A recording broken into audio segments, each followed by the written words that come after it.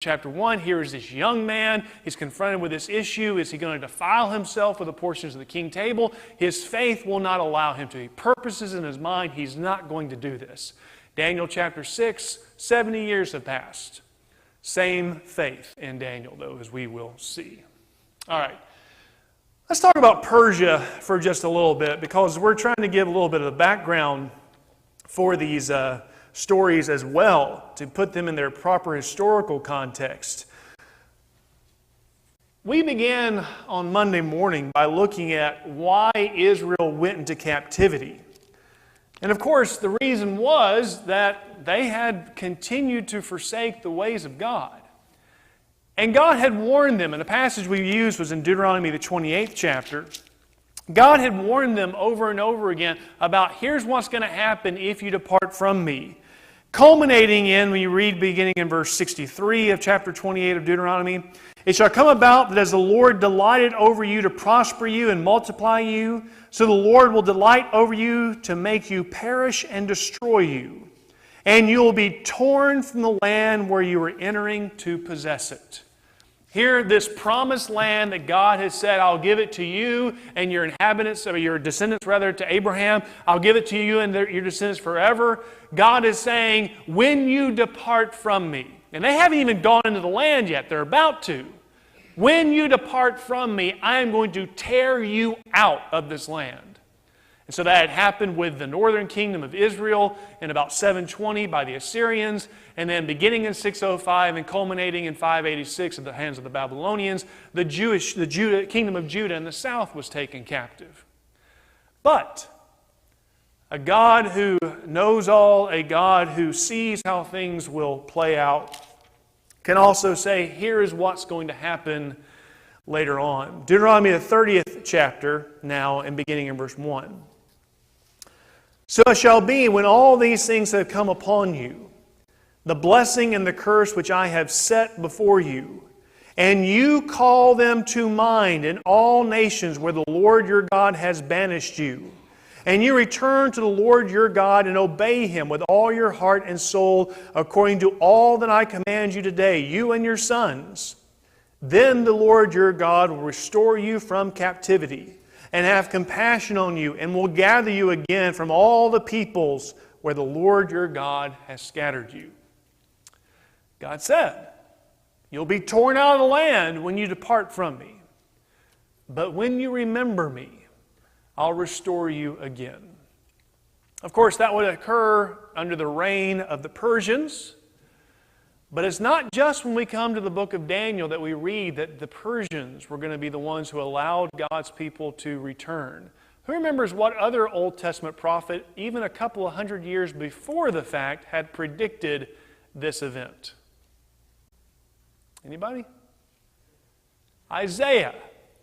Isaiah chapter 44, beginning in verse 28 and going through the first verse of chapter 45. The Lord declares through Isaiah, it is I who says of Cyrus, he is my shepherd, and he'll perform all my desire. And he declares of Jerusalem, she will be built, and of the temple, your foundation will be laid. Thus says the Lord to Cyrus, his anointed, whom I have taken by the right hand to subdue nations before him, and to loose the loins of kings, to open doors before him, so that gates will not be shut. Okay. When Isaiah writes this, Assyria is still the dominant world power. Babylon has not even reached its height. So God is looking ahead of time. Let's look just a little bit about how this came about. This is a map of the ancient Near East. Of course, right over here is Palestine. We talked about this on Monday. You've got these two significant rivers of Mesopotamia, the Tigris and Euphrates, which is where what modern nation is? Iraq. Okay, so when you think of Iraq in the news, it's right here. Saudi Arabia is here. So all this is happening in this area of modern-day Iraq. Again, now Babylon is the world power. What happens, though, is that there's this kingdom of the Medes to their north. Cyrus was not a Mede, he was a Persian. And he was a noble in a somewhat relatively obscure area of Persia. But he came to power. And he gathered his forces and became stronger and stronger until ultimately he was even able to achieve victory first over the Medes themselves at Ecbatana in 550 BC. And the reason why we refer to this not just as the Persian kingdom but as the Medo-Persian kingdom is because his policy was not of oppression, not of just complete subjugation, but of actually bringing other peoples in and making them, co-regents almost. They were a part of his kingdom. It's not just now the Persian kingdom, it's the Medo-Persian kingdom. And so these combined forces, they continue to march. They rid their foes in Lydia at Sardis in 546. And then after the death of Nebuchadnezzar, Babylon had entered into a period of decline. So in 536 or 539 on this map, Babylon is defeated. And of course, there's a chapter in Daniel that has something to say about this as well, and that's in Daniel chapter 5. Belshazzar, who is ruling in Babylon, his father was actually the king, but his father had been away from Babylon for some time. Belshazzar is ruling there, and you even read, and then of course here's where this vision of this hand coming and writing the Mene, Mene, Tekel, Upharsin. You have been weighed, measured, and balanced, and found lacking, and the Lord was bringing judgment on them. And so it says in verse 30 of chapter 5, that night Belshazzar the Chaldean king was slain, so Darius the Mede received the kingdom at about the age of 62. Here is the transition from Babylonian power to the power of the Persians and the Medes. So that's how we come to Daniel chapter 6. We'll talk about this chapter here in just a little bit. Just not that we need to spend a whole lot of time on this. There are questions about who this Darius is. Darius is the power. He's the one in authority in chapter 6. Now there's certainly going to be a famous Persian king by the name of Darius. But he's not for some time after this. And it would not seem, even in reading Daniel chapter 6, because Daniel mentions Cyrus at the end of chapter 6, it would not seem that Daniel's confused this. So what that leads us to believe anyway is, remember, Persia is a vast empire. Persia would have been divided into all kinds of smaller kingdoms. And there was a smaller kingdom there in Babylon. And so Darius is a name, maybe not the only name given, but it would seem that Darius is a name that's given for the man who was ruling there in Babylon over that area. And that's how Daniel figures into what's happening here. All right, that's enough intro, historical background. I really like that stuff. Hopefully it does something for you as well. Any questions on any of that, though? All right, let's start in the text then. The text begins by noting the continued success of Daniel. And of course, that is a theme that began in chapter 1, as we noted that as God had given Israel over into the hands of Babylon, God had also given favor to Daniel. God had given knowledge and wisdom to Daniel and his friends. And because of that, Daniel and his friends had risen to prominence in the kingdom of Babylon. Well, that continues as Daniel is now under the yoke of the Medes and the Persians. So it seemed good to Darius to appoint 120 satraps over the kingdom, and they would be in charge of the whole kingdom. And over them 3 commissioners, of whom Daniel was one, that these satraps might be accountable to them, so the king might not suffer loss. Then this Daniel began distinguishing himself among the commissioners and satraps because he possessed an extraordinary spirit, and the king planned to anoint him or appoint him over the entire kingdom. So again, here is Daniel. He continues in this great success. It may have been that he was originally one of the 120, but quickly he became one of 3 who was an authority over all 120. But now, rapidly, he's about to be promoted to being the chief over all of them, only answerable probably to Darius himself. Well, that certainly would stoke some jealousy from others. So, the other commissioners, it would seem these other 2 would have been the prominent ones with some of the satraps. They decided, we've got to do something to stop this. I don't know what all it was about Daniel that they disliked. Maybe they were taking things on the side. Maybe they were dishonest, and Daniel was not playing that game, because it says that the king suffered no loss at the hands of Daniel. Daniel had been faithful in every charge that the king had given him. And so, even as they're looking for things to make a complaint about Daniel, to lead to Daniel's downfall, there is nothing that can be found. Except for one thing in their minds, and what is that? His God. Okay. The Persian king was God. If you ever read any of your ancient Greek historians, not that most of us spend late night hours just perusing Herodotus, that's exactly what you get when you read about these ancient Persian kings. They were gods on earth. I don't know if Cyrus quite viewed himself that way as those who followed him did. But when you are in charge of an empire, and now as Darius here is in charge of this kingdom, these figures not only exercise political rule, they exercise religious authority. The king was the god. And so, these other commissioners and these other satraps, they look and they say, Daniel is not playing by these rules. He worships a foreign god.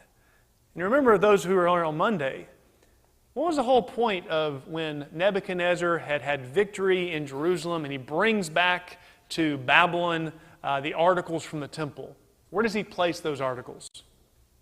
Anybody remember that from Daniel chapter 1? Yeah, in the house of his God. What's that supposed to symbolize? My God defeated your God. That's the point. Nebuchadnezzar's God had defeated the God of Daniel and of the Jews. And the Persians would have thought of these things in much the same way. We are the victors. We are the conquerors. Therefore, your gods, if they exist, are not quite like us. They're not as powerful as us, or else you would not be subject to us. Well, that's the only complaint they can find against him. And I'm kind of skipping ahead here. So they all come to the king with this matter.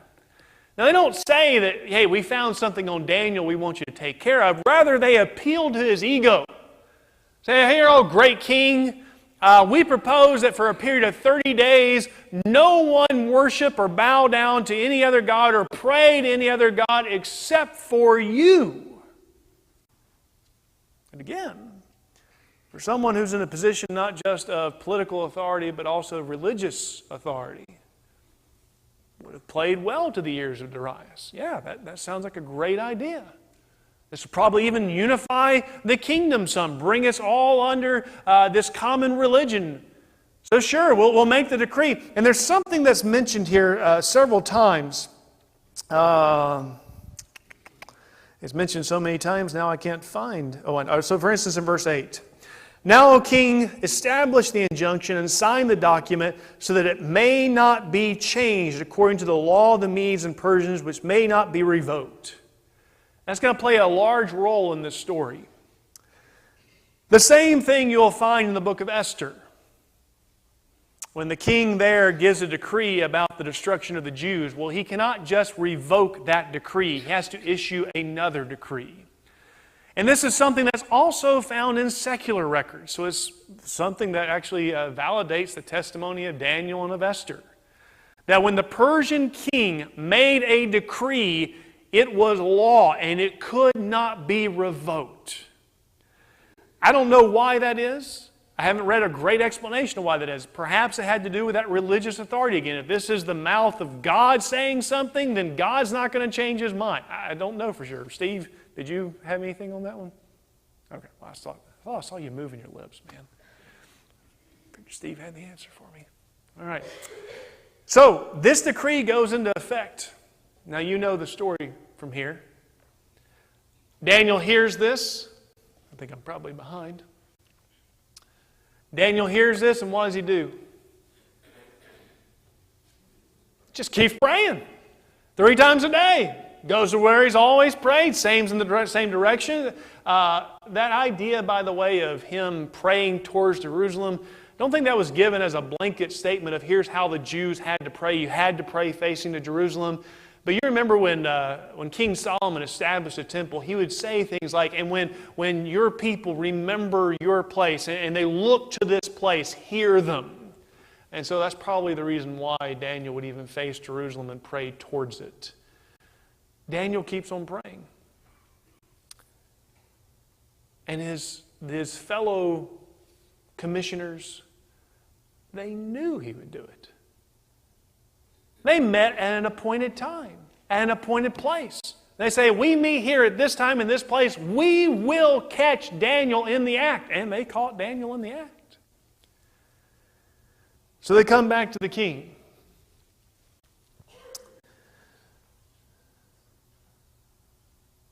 Verse 13. Actually, back in verse 12, they come back to the king. They said, did you not sign an injunction that any man who makes a petition to any god or man besides you, O king, for 30 days to be cast in the lion's den? The king replied, the statement is true, according to the law of the Medes and the Persians, which may not be revoked. They answered and spoke before the king, Daniel, who is one of the exiles from Judah. You know, they did not say, Daniel, our fellow commissioner, Daniel in whom you've never found any problem, Daniel who seems to be the best of us. No, he's an exile. He's not one of us. He's from Judah. He pays no attention to you or to the injunction which you signed, but he keeps making his petition 3 times a day. They've got him. There's nothing the king can do. You'll note what it says in verses 14 and 15. He was deeply distressed, set his mind on delivering Daniel. And even until sunset, he kept exerting himself to rescue him. Then these men came by agreement to the king and said to the king, recognize, O king, that it is a law of the Medes and Persians that no injunction or statute which the king established may be changed. We've got him. All Darius can do is hope. He cannot intervene. And so he says things to Daniel like in verse 16, your God, whom you constantly serve, will himself deliver you. And Daniel is cast in the lion den, and they seal it with the king's ring.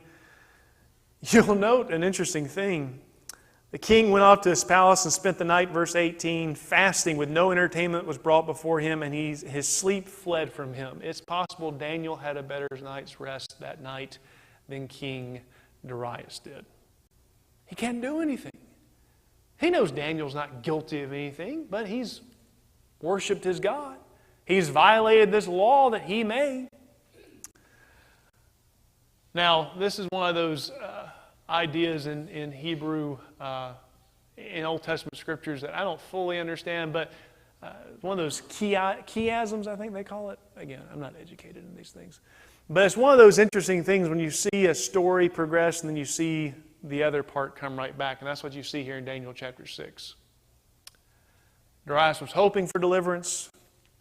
Now Darius sees deliverance. The king rose at dawn at the break of day, verse 19, and went in haste to the lion's den. When he come near the den to Daniel, he cried out with a troubled voice. The king spoke and said to Daniel, Daniel, servant of the living God, has your God, whom you constantly serve, been able to deliver you from the lions? Daniel spoke to the king, O king, live forever. My God sent his angel and shut the lions' mouths, and they have not harmed me, inasmuch as I was found innocent before him. And also toward you, O king, I have committed no crime. And the king was very pleased and gave orders for Daniel to be taken up out of the den. So Daniel was taken up out of the den, and no injury whatever was found on him because he had trusted in his God. So Darius has hope for deliverance. He can't do anything about it, but he sees that God has in fact delivered Daniel. Daniel's colleagues had planned for the death of Daniel. Daniel's colleagues meet their own death in verse 24.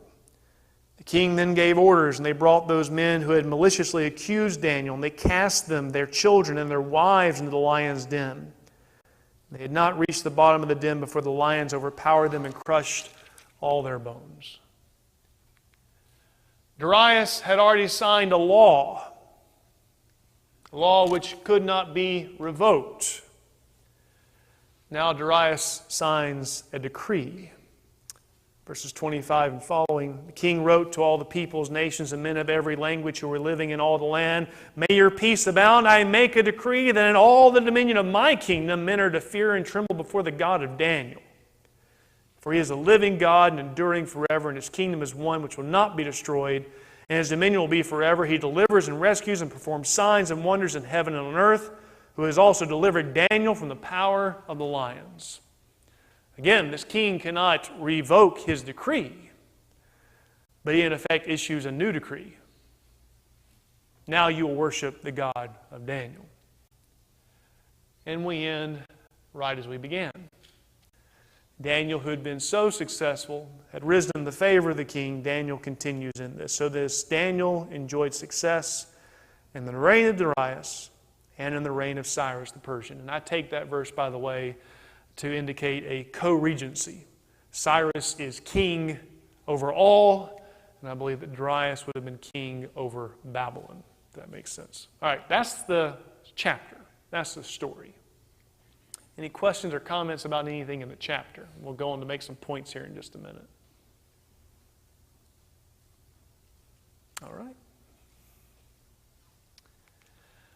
A few things. I think one of the main points in this, and what we're to see from this, is how God delivers. King wanted to deliver Daniel. And think about this. Here is a man, when it comes to his kingdom, he has absolute rule, power, and authority. If anyone was going to save him, it would have been the king. King's hands are tied. Can't do it. I want to. He frets all day over it. Come sunset, his advisors come back and say, "Nope, you can't do anything about this. You got to throw him in." Can't sleep at night. He just can hope. Deliverance can only come from God. So as the king says, your God will himself deliver. When he comes back to the tomb the next morning, has your God been able to deliver? And then Daniel responds, "My God sent his angel and shut the lion's mouth." And it indicates in verse 23, this is because Daniel trusted in his God. Again, the same faith that Daniel had had back 70 years ago in Daniel chapter 1, the same faith he has now. My God did this. I trusted in him.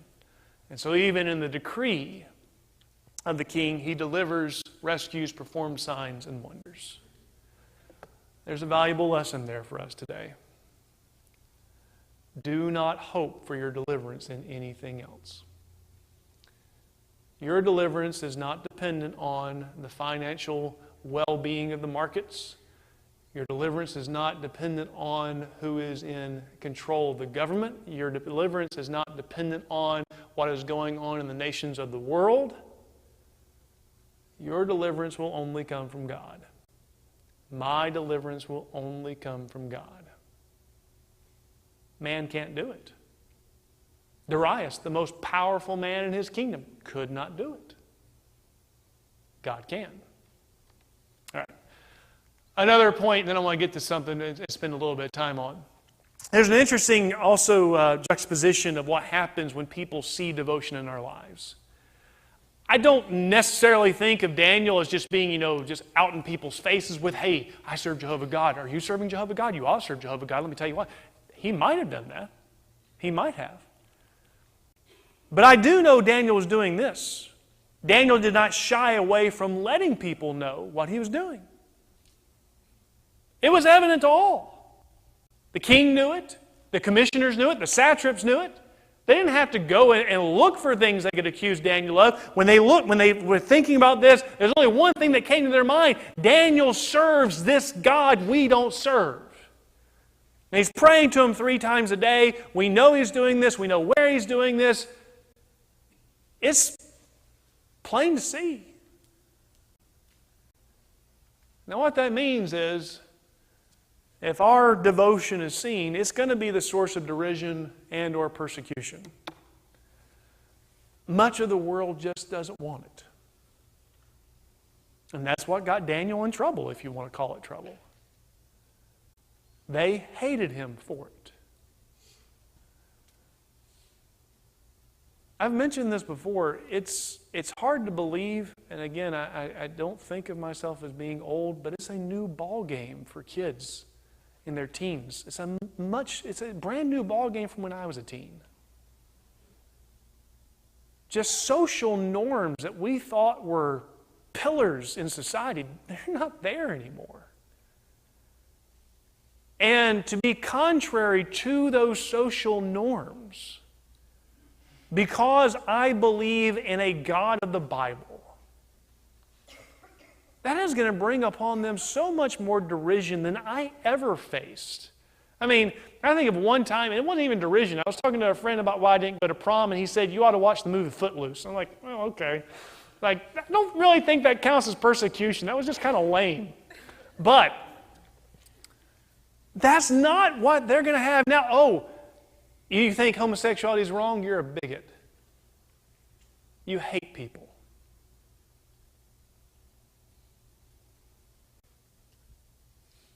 You will be derided if your devotion is known to God, about God. But it can help others, can help the few come to God. I don't harbor illusions that Darius maintained his faith. That would have been wonderful. I imagine much like Nebuchadnezzar, who had been brought to his knees by Jehovah God, I imagine that Darius would have acknowledged God here, but then probably moved on in his polytheistic mind to thinking that, well, maybe Jehovah is just one other God. Probably. But Darius had a chance at least. Maybe I'm wrong. Maybe Darius wound up being a faithful servant of God. That would be wonderful. But the only reason he knew anything about Jehovah God is because he knew about Daniel. And he knew Daniel faithfully served, constantly served this God. And he believed that this God would save Daniel. And so again, we look in our society, we look in our world, and there's going to be so much hatred and vitriol spewed at us because of our faith in God. But there will be a few. There'll be some who take note and want to know about this God. All right. All credit to Tommy Peeler on this one because I didn't think of it. Maybe everyone else here has. The parallels between Daniel 6 and the story of Jesus are pretty striking, and I don't think that's by accident either. All right, here are your parallels. What are the foes moved by? They're moved by envy of Daniel. I don't think I put the passages up there, so you can write those down. I'll read some of them here. So you read about the foes of Jesus, and particularly, of course, the Pharisees in Matthew 27 and verse 18. It speaks of Pilate and how he knew that the Jews had, because of envy, delivered Jesus over to them. There are the foes who are trying to find an accusation. And again, the foes of Daniel, they are continually trying to find, what can we, well, there's nothing wrong in any of his doings for the king. He seems to be perfectly faithful in everything he does for the king. There's nothing missing. We can't find anything there. Well, we've got to find something. And of course, that is so prevalent in the gospel accounts. Even early on in the ministry of Jesus, Luke chapter 6 and verse 7, as Jesus is entering into a synagogue, it says the scribes and the Pharisees were watching him closely to see if he healed on the Sabbath so they might find reason to accuse him. And of course, that finding of accusations will continue on, even of course until his trials, when they are bringing forth false witnesses who don't harmonize in anything they say, but they're just trying to find the accusation. What can we get on him? What can we find on Jesus? He's arrested at his place of prayer. Daniel, who continued to pray 3 times every day, he's brought forth before the king.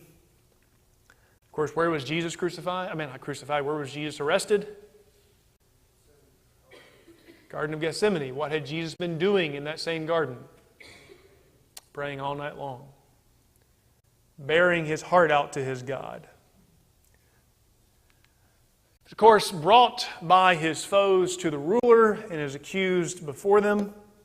And of course, again, in these New Testament accounts, John 18, Luke 23, it is not the Pharisees who have the power to crucify Jesus, not the Sanhedrin, but they can bring him to Pilate. And so they bring him to Pilate just as Daniel is brought to Darius, or at least the case of Daniel is brought to Darius. So Darius is the one that will sentence him to the lion's den. It is Pilate ultimately that will deliver Jesus over to be crucified. Did Darius want Daniel to die? Tried to find everything he could do to let him go. Couldn't. Did Pilate want to give Jesus over to the Jews? No. Tried many, many things to deliver Jesus. Just even beginning in the text in John 19. John 19, it would even seem from this account when you read of the scourging of Jesus that this was meant to be something that might placate the Jews. Pilate took Jesus and scourged him, and the soldiers twisted together a crown of thorns and put it on his head, and put a purple robe on him, and they began to come up to him and say, "Hail, King of the Jews," and to give him slaps on the face. Pilate came out again and said to them, "Behold, I am bringing him out so you may know that I find no guilt in him."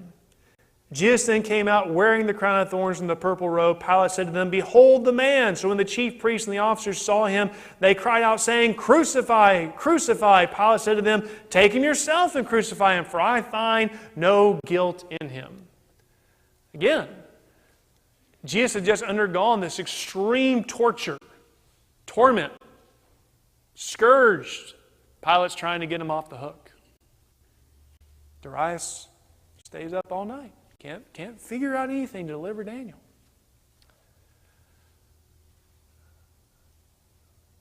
But the leaders, they're the ones that are constantly reminding the ruler, "No, you cannot deliver him." The commissioners and the satraps, they tell Darius, "Oh, you signed a decree, and according to the law of the Medes and the Persians, this is unrevocable."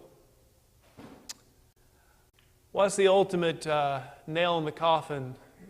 That's probably a really, really bad turn of words there for Jesus. What is it that ultimately seals the case on Jesus? That's it. All right, Pilate, we hear what you're saying. We know you don't want to do it. And of course, the Jews knew that Pilate hated them. So here's their trump card. You're no friend of Caesar if you don't do this. Pilate knows the political calculus. He knows that, I can't afford this. I cannot afford the Jews making an uproar to Caesar again. And them going and saying that I allowed this would-be king off the hook. That is a direct confrontation to the power of Caesar. So the ruler is unable to let him go. It's a matter of the stone being rolled. Daniel has been delivered to his supposed death. You can imagine, all right, here's all these hungry lions. Throw them in, just as you see with his enemies ultimately, and they're dead before they hit the ground. They cast Daniel in, roll the stone over. This is a tomb now. This isn't just a den of lions, this is a tomb. Jesus has died on the cross. It seems that death has won. We place him in the tomb, we roll the stone over the tomb. There's no coming back from this. Seal placed on it. The king had affixed his seal to it in Daniel chapter 6. Pilate had affixed his seal to it in the gospel accounts. This is to show that this even happens by the will of the governing authorities. No one's to tamper with this. This is a done deal. It's a time of mourning. Of course, the disciples of Jesus, they mourn. They want to make proper burial preparations for Jesus and anoint him in the proper ways as a part of their mourning. The only person mourning in the story of Daniel is, of course, Darius himself. Can't sleep. Heartbroken about what's happened. what he fears might happen. He's delivered, of course. He's delivered from the den. Daniel is delivered from the den. He's delivered by his God. And of course, that is the major point of the book of Acts. Just Jesus, whom the Jews had delivered to death, God raised him as both Lord and Christ. Daniel delivered by his faith in God. Jesus delivered because of his faith in God. Both delivered because of the power of God, even though it seemed that their death was assured. And finally, enemies were destroyed because of this. The enemies of Daniel, they were cast in the lion's den themselves. We think of the enemies of Jesus, we might think of those Jewish rulers, and certainly there was a judgment on Jerusalem in AD 70. But what is the enemy that was defeated? Death itself. Satan and death. Colossians 2:14 and 15. Having canceled out the certificate of debt consisting of decrees against us, which was hostile to us, and he has taken it out of the way, having nailed to the cross. When he disarmed the rulers and authorities, he made a public display over them, having triumphed over them through him. Jesus triumphed over his enemies just as Daniel had triumphed as well. I don't think that happened by accident. I believe that what happened in Daniel chapter 6 absolutely happened. And it's just one of those fantastic foreshadowing events of what would happen with Jesus and his cross and his resurrection. That's all I've got. Anybody have any questions or comments on any of this? They rang one bell. They're going to release them here in about 5 minutes. John? Kind of a minor parallel. I don't think you mentioned the time of mourning, but Darius couldn't sleep. We know that he was troubled. We don't know about Pilate's sleep, but we do know his wife was troubled by dreams and said had nothing to do with that man. It's kind of similar. I'm going to email Tommy Peeler about that tomorrow morning. No, that's a good point. Good point. Anything else? Yes, Stu. I'm not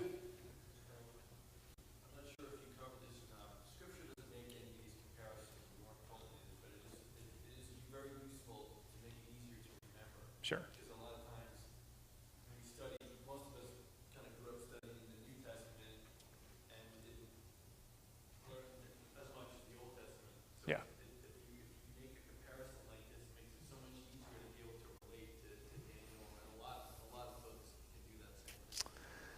Anyone that's ever taken one of Tommy Peeler's Old Testament classes is familiar with his quotation, or maybe not even had to take a class. Nathan probably knows it already. Any list of Old Testament scriptures for prophecies of the Messiah that doesn't include every passage of the Old Testament is too short of a list. And I probably didn't say that right, but it's something like that. The whole Old Testament, in some ways, is not only leading up to Jesus, it's foreshadowing all the things of Jesus. Now, I'm not saying every verse necessarily, but it's all bringing us to that point. So yeah, you're right, exactly. It doesn't give you that. It's like, oh yeah, here, let me make this, so you'll know that, 500 years in the future, this is going to happen in the Messiah. But I think when we look back at it, it's like, oh yeah, that's the parallel right there. Hey, Josh, there was one other similarity that struck me this morning and again tonight. Is that Daniel gave all the glory to God for closing the lion's mouth. And Jesus didn't say it was his power. He said it was God's power. Yeah. So they both gave God the credit. That's a good point as well. Very well. All right. I'm going to gear up for kids, and they'll be coming in just a minute, and we'll be closing out our Vacation Bible School. Thank you so much. Oops.